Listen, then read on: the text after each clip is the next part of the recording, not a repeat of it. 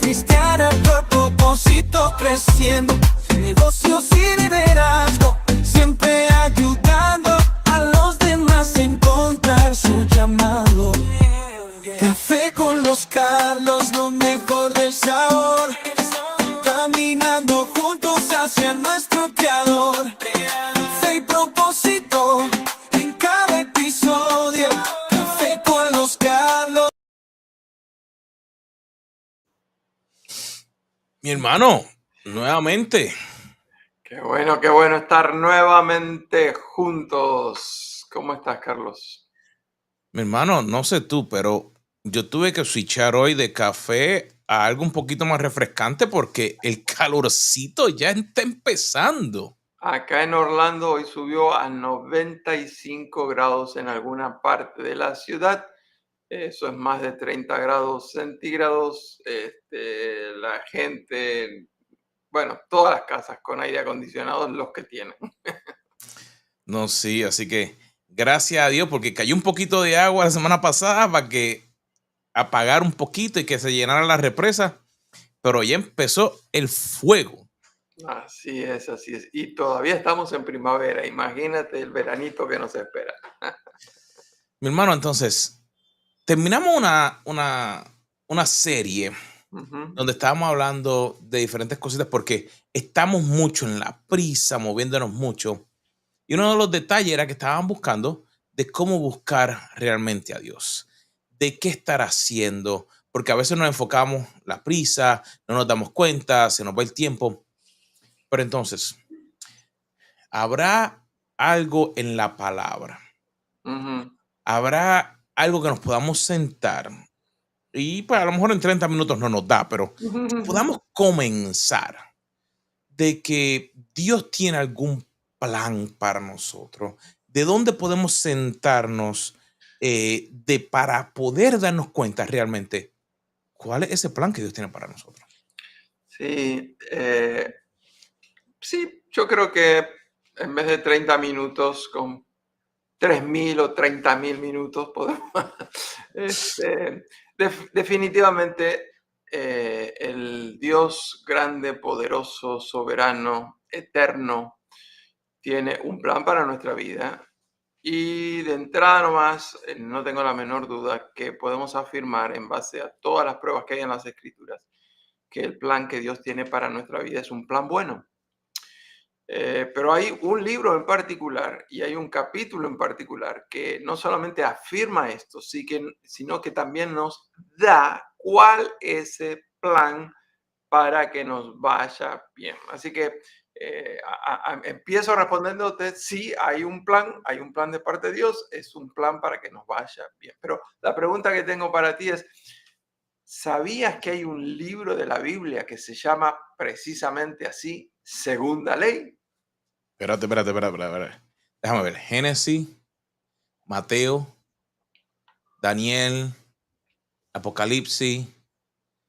Déjame ver. Todavía te Éxodo, faltan 62 libros en la Biblia todavía. O sea, ya mencionaste eh, 4, son 66, Miquea, Salmo. 21, 60. eh, Espérate, ¿está en el Nuevo o está en el Viejo? Está en el Viejo En el Testamento. Viejo, ok. Ujú, Jeremías, ok, Osea, ujú, Malaquía, ujú. Proverbios, Cantares, no. No. Eh, Nehemías. Espérate, vamos a estar aquí todo el día. Esto, déjame ver. Bueno, Levítico. déjame que te dé una ayudita, la ayudita es, eh, está en el Pentateuco. Ok, vamos. Entonces, Génesis, Éxodo, Levítico, Número, Deuteronomio. Espera. Hablando del Pentateuco, ¿tú sabes lo que significa Pentateuco? Bueno, Penta es 5. Ok, Y Teuco no es que estás manco, sino es bueno, que el libro, ¿verdad? exactamente. Así que el Pentateuco son 5 libros, los primeros 5 libros que se otorgan a Moisés, un líder tan extraordinario que al terminar el Pentateuco dice, nunca se levantó en Israel un líder como Moisés. Claro, claro. Eso mismo está dicho en el mismo capítulo que dice cómo murió Moisés. Ujú. Así que probablemente eso no lo escribió él mismo, porque imagínate si Moisés hubiera escrito, nunca hubo un líder en Israel más grande que yo, si él no sabía los líderes que hubo después. Sí. Así que sabemos que son los libros de Moisés, pero obviamente hubo algunos editores que tuvieron que compaginar ese contenido. Así que la pregunta era, ¿cuál es el libro de la Biblia que significa segunda ley y decimos que está en el Pentateuco? Entonces, ¿cuál es el libro? El libro es el libro de Deuteronomio. Ese nombre es Libro tan largo. Deuteronomio. Deutero significa segunda, nomio, ley, la segunda ley. Así que en el libro de la segunda ley de Deuteronomio, en el capítulo 6, se nos enseña cuál es el plan de Dios para que nos vaya bien. Y yo no sé a ti, pero a mí me interesa que me vaya bien. A mí me interesa que me vaya muy bien. Yo quiero que me vaya súper bien. Y nada mejor que seguir el plan de Dios para que eso suceda. Entonces, si damos un poquito de darle rewind al cassette, como decíamos antes. Dios le da la ley a Moisés en el monte Sinaí. Allí Dios se le revela a Moisés las tablas, todo. Pero cuando él baja, el pueblo de Cabezón, en vez de haber esperado, que era lo que le tocaba, hicieron un becerro. Así que entonces Moisés tira la tabla, ese carácter explosivo, que fue parte de lo que le ocasionó el problema que no pudo entrar a la tierra prometida. Entonces, ocurren un sinnúmero de cosas y Dios entonces hace que Moisés escriba las tablas nuevamente para que entonces el pueblo pueda tener la ley y que la puedan seguir. ¿Qué ocurrió en ese momento para que pudiera llegar a eso? ¿Por qué? Ok. La primera ley es dada en Éxodo capítulo número 20. Y por supuesto, el resto de Éxodo, Levíticos, nos va dando un montón de detalles muy importantes para comprender todo el concepto de la ley judaica. El tema está en que cuando Dios libra al pueblo de Egipto, Dios les promete salvación, les promete una tierra prometida.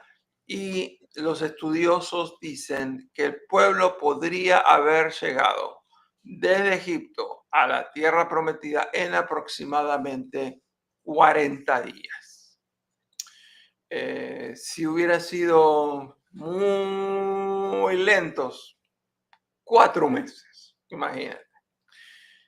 Pero tú sabes que eso les tomó, en vez de 40 días, le tomó 40 Años. años. Fue un pueblo rebelde, cabezón, terco.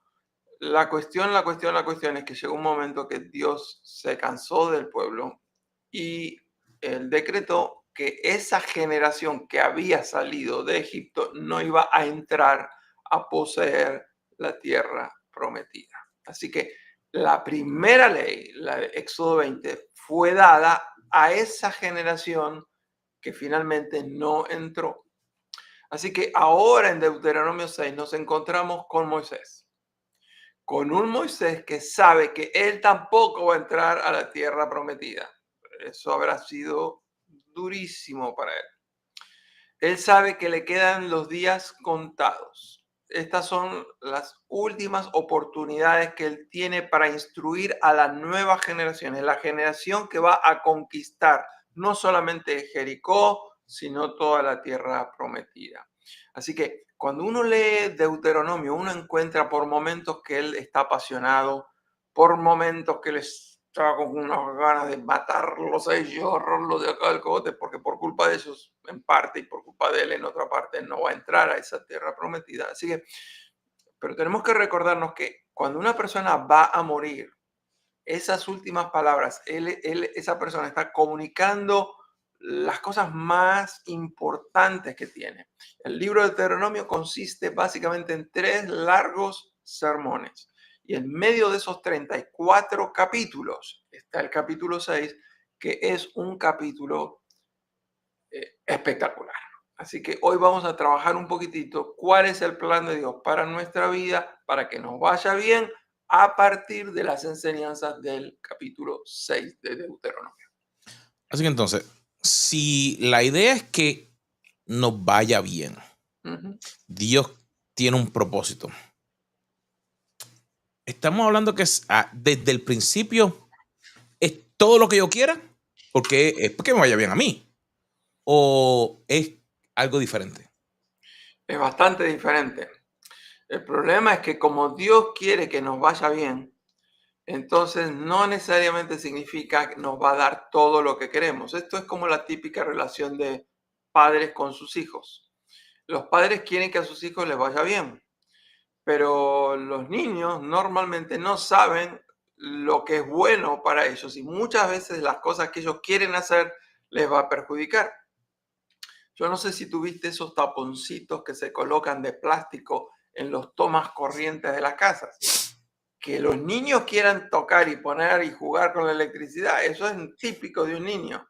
Pero que le va a ir bien haciendo eso, no necesariamente. Así que Dios lo que tiene que hacer es ir guiándonos, encaminándonos, corrigiéndonos. A veces nos dice, vas bien por ahí, a veces dice, no, no, no, no, recalculando, dijo el GPS. ¿Por qué? Porque si sigue por ahí, en vez de que te va a ir bien, tú vas a caer en un barranco y vas a chocar el auto y te vas a ahogar. No, por ahí no vayas. O sea, esa relación de Dios, pero Dios como con el pueblo de Israel, y nada mejor que leer toda la historia que está en el Pentateuco, ver cómo Dios iba trabajando con ellos, guiándolos, animándolos, protegiéndolos, para que de noche no se congelen de frío, para que de día el sol no los abrace. O sea, Dios iba moviéndolos conforme a la necesidad. Necesitaban alimento, Él proveía maná, querían carne, ahí mandó las codornices. O sea, necesitaban agua, ahí. Dios sabe cómo trabajar con su pueblo y lo mismo, Él sabe cómo trabajar con nosotros para que nos vaya bien, lo cual, conforme a tu pregunta, no significa que Él nos va a dejar que hagamos todo lo que queramos, porque normalmente si hacemos todo lo que nosotros queremos, nos va a ir no solamente mal, nos va a ir requete mal. Y hay veces que no nos damos cuenta que hay unas consecuencias. Cuando mencionaste lo de las tapitas, Ujú, yo cuando era pequeño, ujú, papi me dijo, no juegues con las llaves. Estoy mm, hablando yo pequeñito. Hasta el día de hoy hay no sé cómo se diría en español, un socket de esos de electricidad en la casa en Puerto Rico. Y mi esposa se rió de mí muchísimo en el último viaje, porque en el cuarto que nos tocó dormir todavía está machucado que yo metí una llave, yo chiquito, y me electrocuté. Y cuando mencionaste eso, me acuerdo que hay momentos en que, como tú mencionaste, Dios tiene un propósito y Dios quiere guiarte para que no te electrocute, para que no te salgas del camino. claro, claro, claro. Pero a veces como cabezones nos movemos a donde no nos toca, que fue lo que le pasó al pueblo, hacen lo que no les toca y entonces hay unas consecuencias. Tú sabes lo que es que realmente pudieran haber llegado digamos, en 2 meses. Nosotros estuvimos allá y ver, o sea, el tramo lo recorrimos mientras estuvimos allí. Ujú, ujú, Y el poder saber de que por la decisión de no obedecer a Dios, ujú, ese tramo les tomó 40 años. ujú. Realmente algo impresionante. Increíble. Pero me parece que mejor que nuestras palabras es leer lo que la Biblia dice. Mira lo que dice a partir del verso 1 de Deuteronomio 6. Dice, estos son los mandatos. Y ahí ya pongo un paréntesis, porque en hebreo no está en plural, sino que está en singulares. Este es el mandato. Y el mandato específicamente se resume, en toda la ley se resume en el verso 4 que luego vamos a leer. Dice, pero estos son el mandato, los decretos, las ordenanzas que el Señor tu Dios me encargó que te enseñara. O sea, Moisés hablándole al pueblo. Dice, obedécelos. ¿A qué? A los mandatos, al mandato, al decreto, a las ordenanzas. Dice, obedécelos cuando llegues a la tierra donde estás a punto de entrar, tierra que vas a poseer. Dice, tú, tus hijos y tus nietos teman al eterno Señor tu Dios. Témanlo durante toda la vida. Y si obedeces todos los decretos y el mandato del Señor, disfrutarás de una larga vida. Así que ahí está el primer indicio. Ya en el verso 2 dice que Dios quiere darle al pueblo una larga vida. Verso 3 dice, escucha con atención. Y ese escucha se vuelve a repetir en el verso 4. Shema Israel, escucha Israel. Como cuando uno le llama la atención al hijo, escúchame. Así está Dios, escucha con atención y asegúrate de obedecer. Entonces todo te saldrá bien. Y esto se le repite luego más posteriormente a Josué, el Salmo número 1. O sea, el propósito de Dios es, Dios quiere que nos vaya bien, Dios quiere que nos salgan bien las cosas. Y no solamente dice que iban a disfrutar de una larga vida, no solamente dice que Dios quiere que te vaya bien, dice, además tendrás muchos hijos en la tierra donde fluye leche y miel. Los judíos son muy dados a la fertilidad. Eran pocas las familias, pero se han multiplicado ahora a más de 7 millones. ¿Por qué? Porque es normal que una familia judía tenga 5 o 6 hijos. El país que menor porcentaje tiene de nacimientos es Corea del Sur, con 0.7 hijos por mujer. O sea que ni siquiera un hijo por mujer. En cambio, los judíos, todo lo contrario. Para ellos la fertilidad es plan de Dios. Además, en Génesis se nos dice, fructifiquen, multiplíquense. O sea que tener muchos hijos es parte del plan de Dios. Y Dios dice, si ustedes me obedecen, si ustedes cumplen los mandamientos, les va a ir bien, van a tener larga vida, van a tener muchos hijos. Pero dice además, verso 3, eso va a suceder en la tierra donde fluye la leche y la miel, tal como el Señor lo prometió. Y nunca me voy a olvidar de que cuando estábamos allá, uno de nuestros guías nos preguntó, ¿qué piensan ustedes cuando están pensando que en la tierra prometida había mucha leche y miel? ¿Cuál es el tipo de leche que ustedes toman? ¿Cuál es el tipo de miel que ustedes ingieren, comen? Así que normalmente en los Estados Unidos y en casi todos los países del mundo, por supuesto que hay muchas excepciones ahora para la gente, que la leche de vaca les cae mal, hay leche de almendra, de coco, etc. Pero normalmente cuando uno piensa en leche es o la leche materna o la leche de la vaca. Pues cuando uno va a Israel se da cuenta que no debe haber sido ese tipo de leche porque ahí no vimos muchas vacas. Así que la leche de la cual se hablaba que ahí fluía, era que abundaba la leche de las cabras. Y la miel, cuando pensamos en miel, ¿en qué tipo de miel pensamos nosotros, Carlos? Es la miel de abeja. La miel de abeja.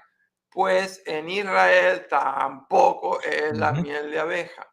Es la miel de las palmas datileras, que te acordarás que cuando Sí. estábamos en Jericó, kilómetros y kilómetros, millas y millas, palmas, palmas, palmas, palmas de dátiles, y cuando uno está en los hoteles, nos dan todas las mañanas en el desayuno miel. No es Ujú. miel de abeja, es miel de dátiles.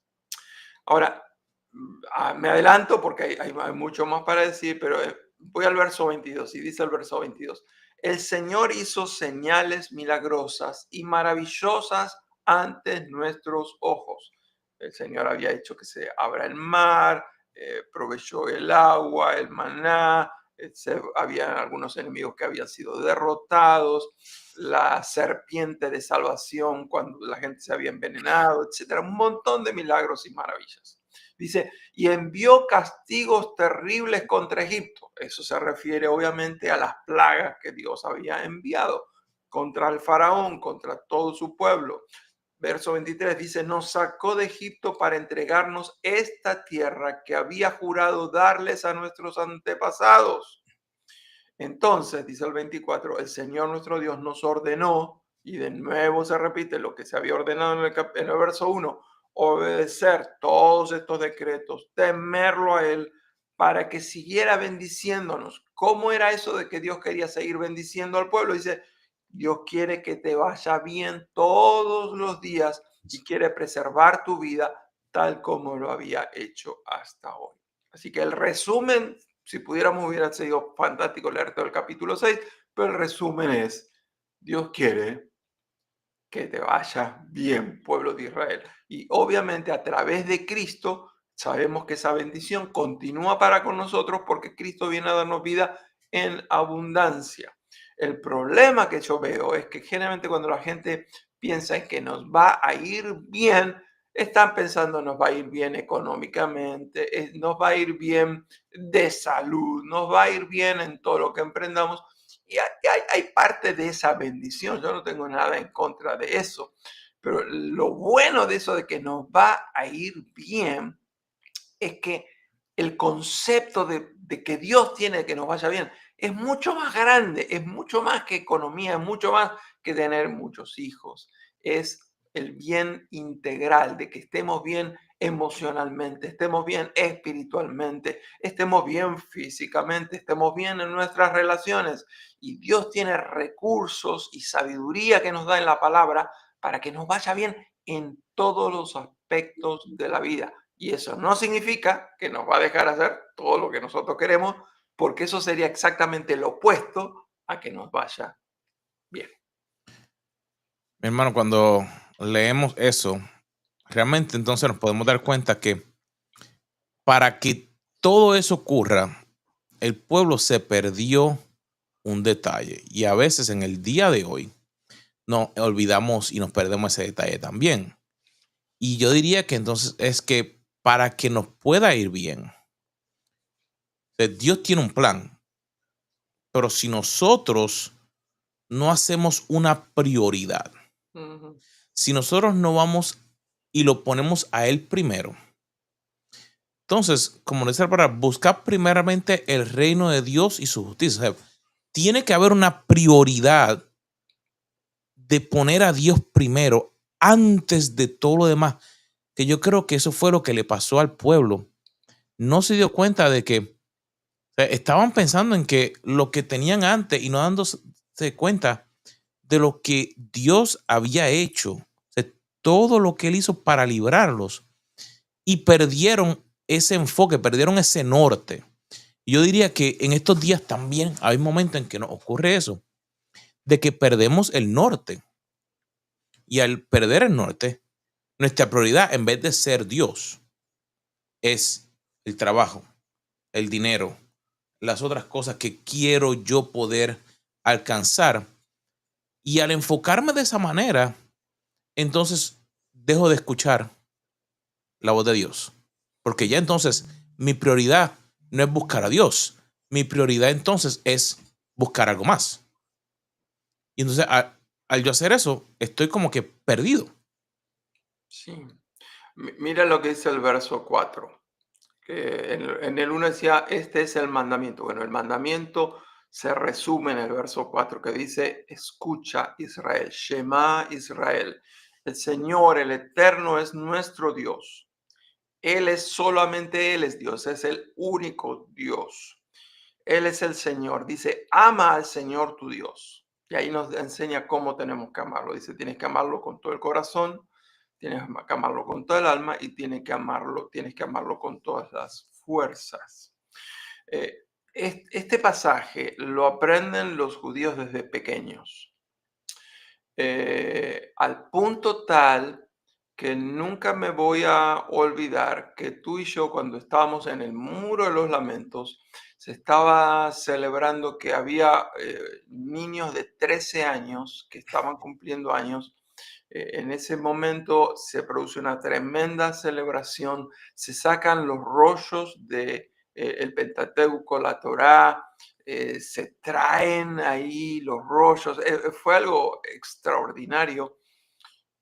¿Por qué? Porque a partir de ese momento ellos comienzan a ser adultos y ellos van a estar repitiendo constantemente, no solamente la Shema, pero a este versículo, ¿no? De Deuteronomio 6:4, sino que también ellos van a estar cargando en su propio cuerpo. eh, no sé si te acuerdas la cajita que se ponían aquí en la Sí. frente, las cintas enlazadas en el brazo y otra cajita más, donde ahí hay unos versículos bíblicos donde les recuerdan a ellos de manera simbólica. Imagínate tener eso acá, tener esto acá, les recuerda permanentemente. ¿Qué cosa? Que el Señor es uno solo y que tienen que amarlo con todo el corazón, con toda el alma, con todas las fuerzas. El problema que yo veo es que como es una cultura completamente diferente, la cultura nuestra, la cultura occidental, cuando hablamos de amor, nosotros estamos pensando en febrero 15, nosotros estamos pensando en San Valentín, estamos pensando en esa persona enamorada que le dice, te amo con todo mi corazón, te amo porque me gustas, te amo porque te veo y mi corazón está latiendo más fuerte. Bueno, tú sabes que hay un negocio multibillonario. Ujú. En una época eran tarjetas, ahora ya hay muy poca gente que manda tarjetas físicas, pero todo se había creado en esas tarjetas de amor y papá, papá, papá. Ese amor nuestro, el amor occidental, es el amor de los sentimientos. Y cuando pensamos en el corazón, pensamos, "Ah". No, no, no, no, no, no, no.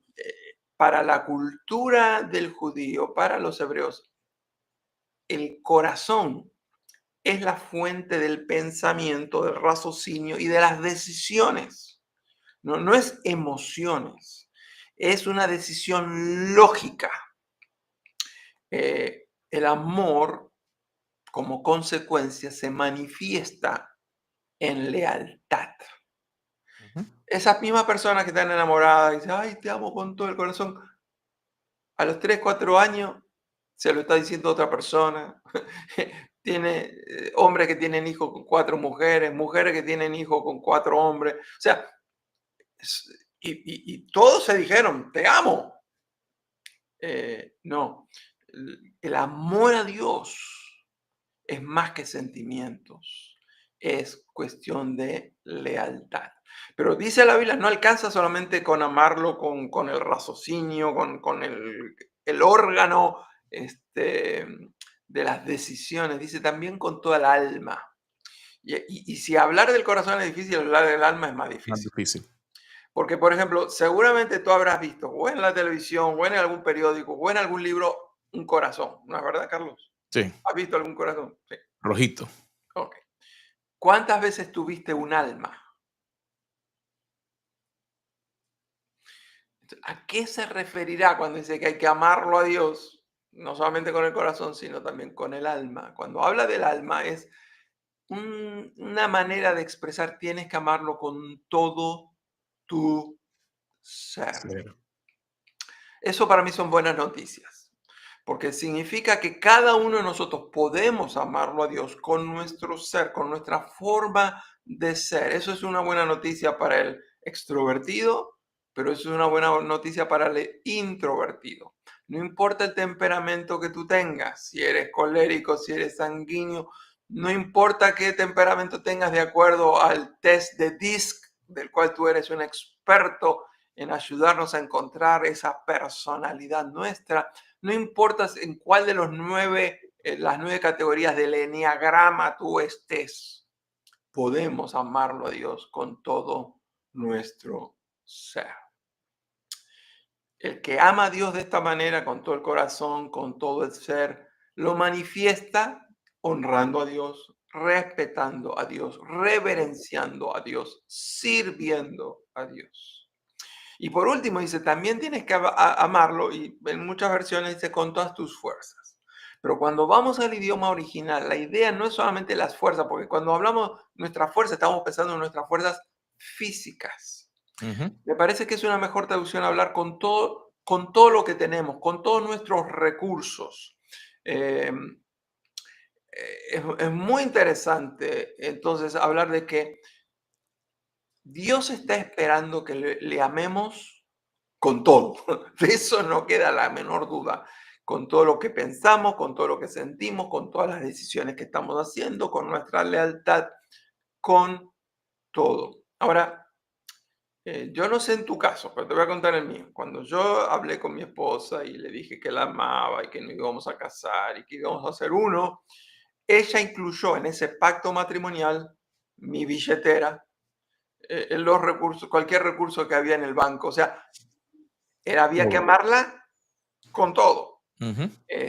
Tú sabes que hay muchos que antes de casarse dicen, tenemos que hacer un documento, un acuerdo prenupcial. Es decir, nos vamos a casar, vamos a hacer uno físicamente, pero si pasa algo, yo me quedo con esta propiedad, tú te quedas con aquella joya, yo me quedo con esto, tú te quedas con lo otro. Con Dios no hay ese tipo de acuerdo. Es o lo amas con todo o no lo amas. Punto. Correcto. Así que, Carlos, estamos hablando de que Dios quiere que nos vaya bien. Y para que nos vaya bien, tenemos que ponerlo a Él como primera prioridad. Y la manera en que lo ponemos a Él como primera prioridad es amándolo con todo lo que soy, con todo lo que tengo. Hermano, si tuviéramos más tiempo, seguimos, pero estas sesiones van profundas, así que vamos a tener que ir de vuelta para atrás para tomar nota. Así que, querido amigo, te recomendamos que te sientes. Esta va a ser una nueva serie donde vamos a ver cómo Dios realmente, su propósito es que nos vaya bien. A veces no es como nosotros queremos, sino es como Él quiere. Esa es la prioridad. Como Dios quiere que nos vaya. No es de acuerdo a como nosotros queremos. Y hay momentos en donde irnos bien significa que a lo mejor tienen que haber cambios en nuestra vida para que sea lo que Dios quiere para nosotros. Así que te esperamos la próxima semana aquí en Café Con los con los Carlos. En la mesa de al lado, risas resonando, con historias de vida, nuestros sueños